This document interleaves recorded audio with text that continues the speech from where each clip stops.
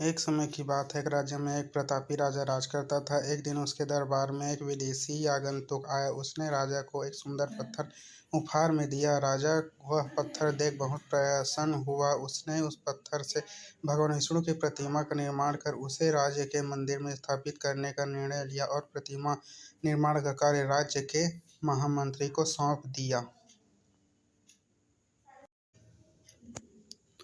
महामंत्री गांव के सर्वश्रेष्ठ मूर्तिकार के पास गया और उससे वह पत्थर देते हुए बोला, महाराज, मंदिर में भगवान विष्णु की प्रतिमा स्थापित करना चाहते हैं। 7 दिवस के भीतर इस पत्थर से भगवान विष्णु की प्रतिमा तैयार कर राजमहल पहुंचा देना। इसके लिए तुम्हें 50 स्वर्ण मुद्राएं दी जाएगी। 50 स्वर्ण मुद्राओं की बात सुनकर मूर्तिकार खुश हो गया और महामंत्री के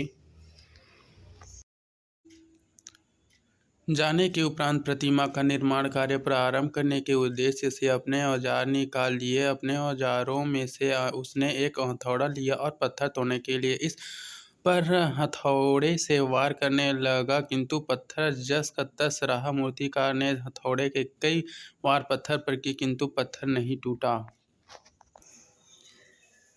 50 बार प्रयास करने के उपरांत मूर्तिकार ने अंतिम बार प्रयास करने के उद्देश्य से हथौड़ा उठाया, किंतु यह सोचकर हथौड़े पर प्रहार करने के पूर्व ही उसने हाथ खींच लिया कि जब 50 बार वार करने से पत्थर नहीं टूटा तो अब क्या टूटेगा।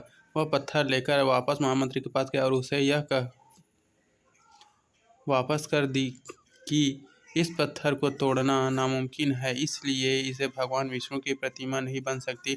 महामंत्री को राजा का आदेश हर स्थिति में पूर्ण करना था, इसलिए उसने भगवान विष्णु की प्रतिमा निर्मित करने का कार्य गांव के एक साधारण से मूर्तिकार को सौंप दिया। उस पत्थर लेकर मूर्तिकार ने महामंत्री के सामने ही उस पर हथौड़े से प्रहार किया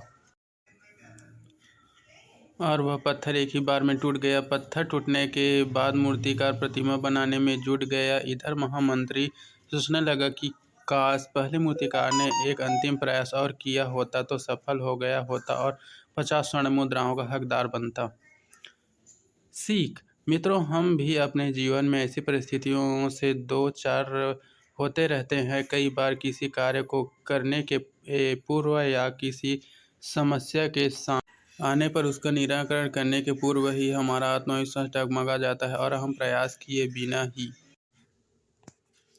हार मान लेते हैं। कई बार हम एक दो प्रयास में असफलता मिलने पर आगे प्रयास करना छोड़ देते हैं, जबकि हो सकता है कि कुछ प्रयास और करने पर कार्य पूर्ण हो जाता या समस्या का समाधान हो जाता। यदि जीवन में सफलता प्राप्त करनी है